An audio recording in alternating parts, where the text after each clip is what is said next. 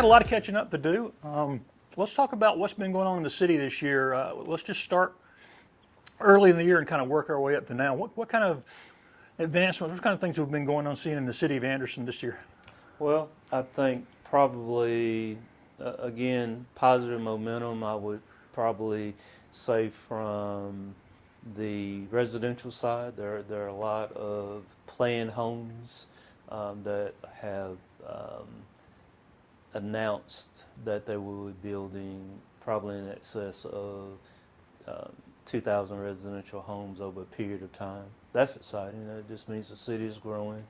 I think Is there a milestone for population they're trying to hit, or is it just? you know, not necessarily. I mean, we don't want to grow just for growth itself. That creates sprawl, and we don't want that to happen. We have annexed some property that makes sense from our point of view when we can service it from police, fire, and public works, and so we've done that.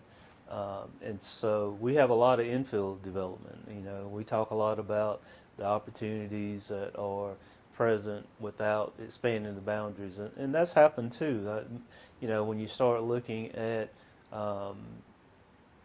contractors who are buying 2 and 3 lots within the city, 2, 3, 4 lots, and redeveloping or building new homes, that's a sign of positive growth too.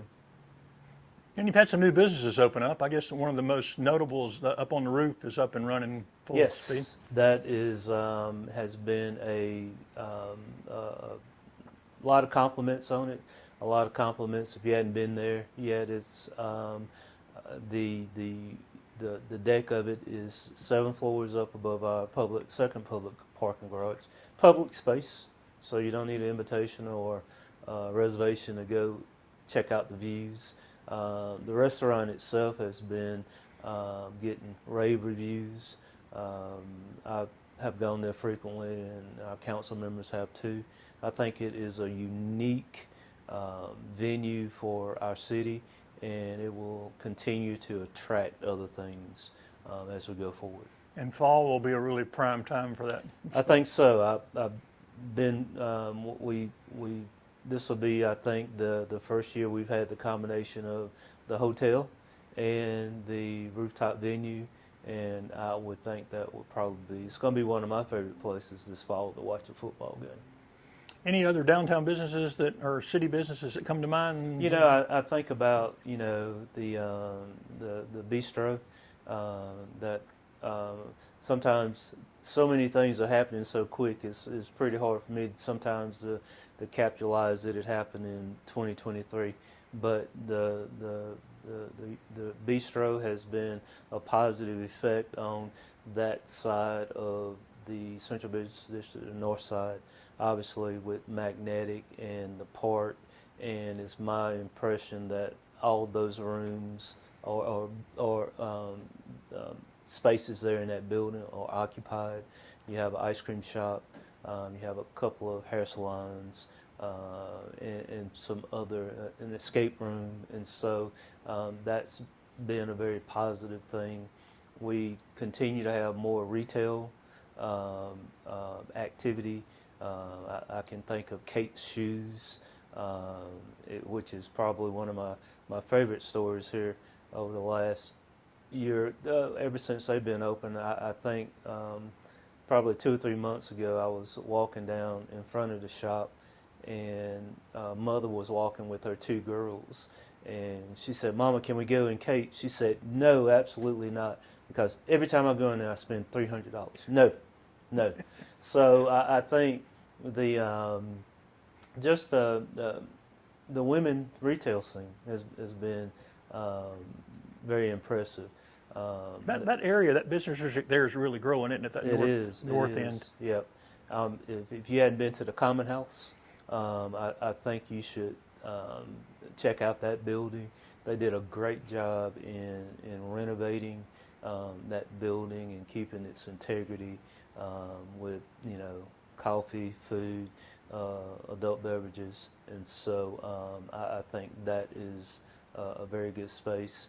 I'm continuing to talk about eating. I know Taco Loco relocated to Benson, and next to it is the Thai restaurant, which is excellent. And so continuing to bubble up on the mixture of residential, retail, the loss, the Southern Hardware building is 100% occupied, and with young adults and dogs, and so it again brings a vibrancy to our downtown. Anything else you'd like to see come downtown? You know, I would, if anybody's listening, I think we need a bakery, something alongside fresh breads and sweets. And when I go to another town, just visiting, and I would like a bakery. I think that is, we don't have one. You know, I mean, we have some coffee shops and Figs, of course, that do a multitude of things, but just a bakery I would love to have. And one more wish, a butcher shop. I would love to have a butcher shop downtown. I just visited one for a second time in an upstate city that will be unnamed, but I think that's a good niche to have in a downtown. So I'm saying I would like to see things that we don't presently have. I think there's a butcher shop right on the edge almost of downtown coming in there. I hope so. Yeah. I hope the so. old Bill's Restaurant, I Yep. believe. Yep, I hope supposed so. to be. So This is the second year of return of the soiree. How would you review how it went this year? the weather again was perfect. The volunteers worked very hard. As a city, we provided some of the infrastructure that helps things like that happen. But I couldn't be more pleased with it. I think we had record crowds again. It seemed like everybody enjoyed themselves, and so we're looking forward to a third one next. I mean, the 3 in a row with good weather. When the city is providing that infrastructure, the electrical outlets and other things allowed y'all to have a lot more stages and music and stuff this go round on the. Yeah, it does. I mean, I think I was on the tail end of the volunteers who put the last soiree on, and infrastructure is a big lift for people who are volunteering, and so as a city, if we could. And we did. We took that heavy lift off of the volunteers. They still have to do what volunteer committees do, and they have to plan and book, and and vendors and food vendors and artisans, and they still have to do that. But at least I think we were able to take some of the heavy lifting off the soiree. Anything y'all learned that you want to try to do better next year? I think you always learn from past events. I have not been on the inner part of the committee, but I do know that that they did regroup shortly thereafter, like you do on any event, and I'm sure there were changes from the first one to the second one in regards to even the stage.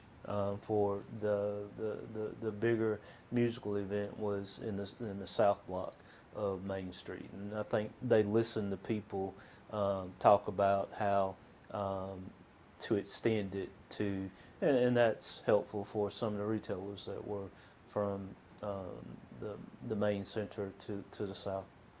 Any other changes planned for Carolina Wren Park? I mean, I'm just curious. Is anything? I don't anticipate any.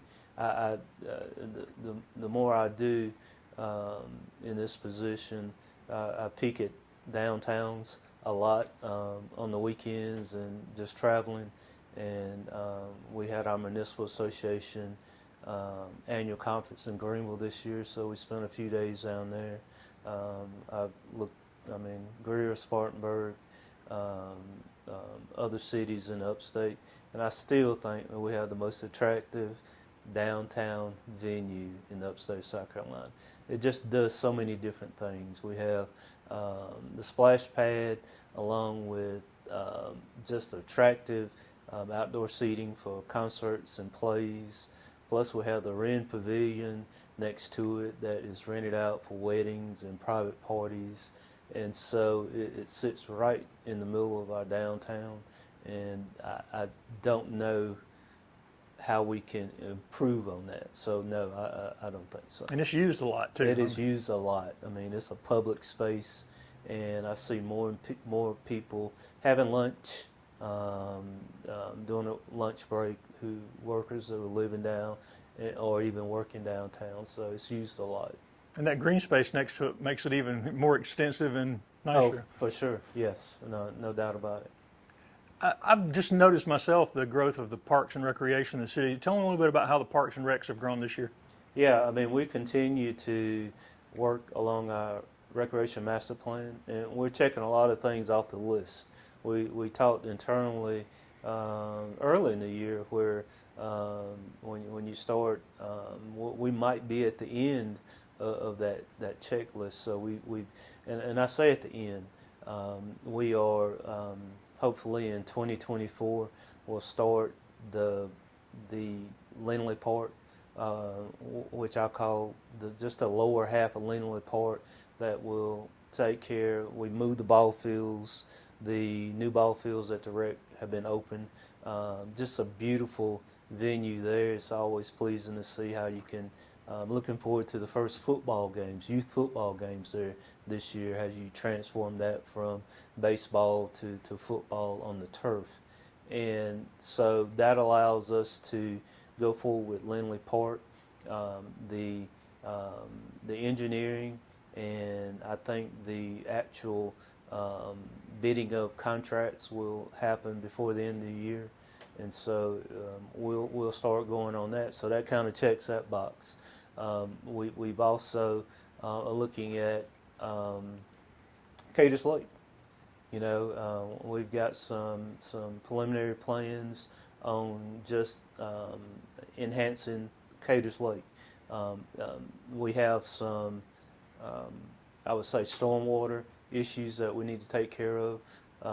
But just conceptually, the whole idea of making that venue better. So that checks another one off the box. And so we will need to now. Obviously, those plans take years to come to a point of construction, and it'll take a couple years after that. So we'll be looking at other recreation opportunities for our city. About the trail system, where are we at on the trail system? With that Lindley Park, that Right. of course increases the trail from the third of a mile that we have that will take that park eventually to B. Thompson Park. Now, we continue to hope that we have federal help dollars, grants that might help us jumpstart the rest of our plan. We've been very public about that, and you can find our plan on the City of Anderson's website. It just, seems like, everything takes a long time, and so, but funding is key. Very proud of the United Way. Imagine Anderson under the United Way umbrella have engaged in a Anderson to Belton feasibility study so trails are important. I just got a compliment a couple of weeks ago of a fellow that lived in my neighborhood. Said he was so happy to be able to park at the Civic Center, jump on the trail there, drive it all the way down the Parkway, and connect on the other side of the NMed parking lot.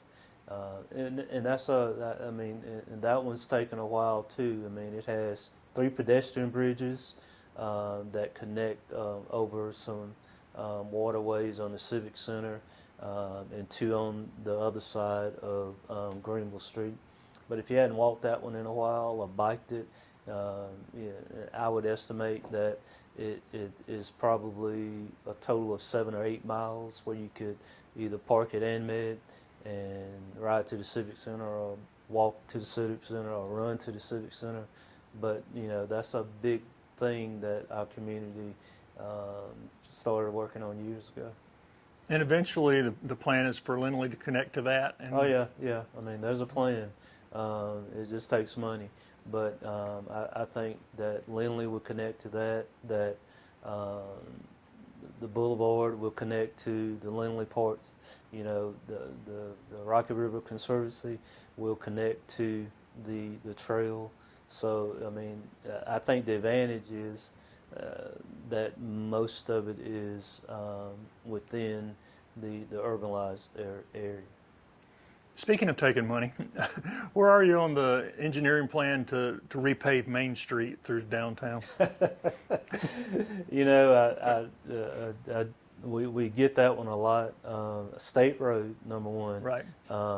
And we paved half of it when we did the magnetic part of it, and it's a little bumpy. But we always work with DOT and our county transportation partners, and they've been very good working with us. And so hopefully, I always say soon, but sooner than later. Roads are just a challenge for all of us. Yeah, it's a challenge, everything. I think probably, the way we get ahead of this is through getting behind our county partners on the referendum, and that would be on the ballot in 2024. And so that's how other communities have gotten through the backlog in roads. And we increased the gas tax. The state increased the gas tax 4 or 5 years ago, I think, 4 years, and they have obviously had to concentrate on interstates and bridges, and which was the right thing to do. Now we see that they are going and supporting rural communities. They just announced a big project of replacing, I think, several bridges in Union County, which is the right thing to do.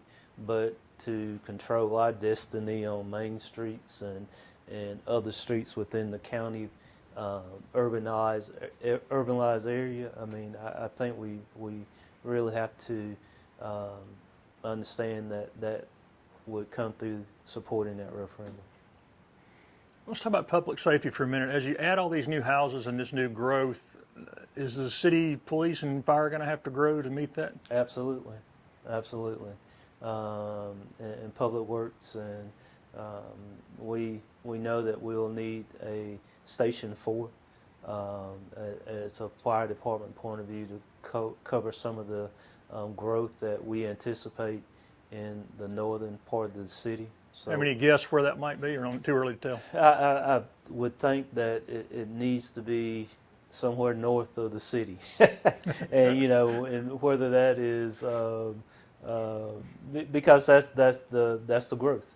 I mean, that's our growth. I mean, we have our main fire department. We have one on North Main, and we have one at the health campus on Simpson Road. And so we have explosive growth north. And so it's got to be somewhere. The police chief tells us that it has to be somewhere north of the city. So they'll probably be hiring more policemen and firemen, Yes. firefighters? Well, yeah, I think we are anticipating that. And so you want to be ahead of that growth. And so both chiefs have done a good job in anticipating that growth, along with our Public Works Director, which mainly is not only people, but equipment. And you've got to buy more equipment when you expand your city. And so we have been very intentional about buying equipment based on future growth. Looking ahead to the fall, what are some of the items and things you've identified and the council's identified as priorities for the fall? Well, I think probably in the fall We are still looking at making sure that we not only have growth in downtown but the entire city. We have some. Seems like we talked about food a lot, but but you know the Culver's is opening on Greenville Street, and that should be open soon. The building looks great. They were good. I understand that we worked very well with them planning and their folks on how that looks, and so we're doing that. We also have a Whataburger on Main Street and Whitehall Road, and There's going to be have to be some traffic rerouting right well, or something. One of the issues is that intersection, and they've been good to work with on that. I would say probably we are still working on our comprehensive plan, and probably the biggest pieces of the first part of that we thought that we need to take care of because of growth were a tree ordinance that has been passed, and also even looking to the future, a sign ordinance which was recently passed. And so we'll be looking at different things in that comprehensive plan that kind of changes our Unified Development Ordinance, our UDO, but just planning for growth, and looking forward to some of the other segments of how our community feels and looks, and how subdivisions feel, and how traffic is. I mean, you know, so we've got to look at all of that. And Fazoli's, we just thought of that one. I forgot that. Where is that at? I don't even know where. Fazoli's right there on Liberty Highway, right near Yes. Longhorn. Yes. They've been building that a long time, Yeah, but they it should have be been. open soon, I would Yep. think. Yep. Are you making plans now to do anything different for Anderson University having football, or because that's not as far away as it seems? No, I mean August the 24th will be here before you know it, and we have obviously I think the whole community has put their hands and arms around the AU, in general AU. I mean, they have a record crowd of freshmen, 1,000 freshmen. They're the largest private institution in the state, and starting football program this fall. So they have 90 some odd new athletes on campus this fall. Looking forward to some of the activities that go on with that. But for us, on game day, that puts I don't know how many people they will have in the course of a football game, but that puts a certain degree of responsibility on us for public safety. And so we're looking at that and working with their security in regards to how do we fit all of that in. And that's, I mean, the growth of the university has been very impressive. And to have a university in our downtown area is impressive too. And it's also a challenge to control that growth. I mean, we have residential communities that surround AU, and so we want to be good partners and make sure that we help them achieve their goals of having a successful athletic program. And the city has a lot of partnerships with AU, right? Y'all work closely together. Sure. Yeah. I mean, you've got to work with your legacy institutions. You got to work with our county, our hospital system, our universities, our public schools districts.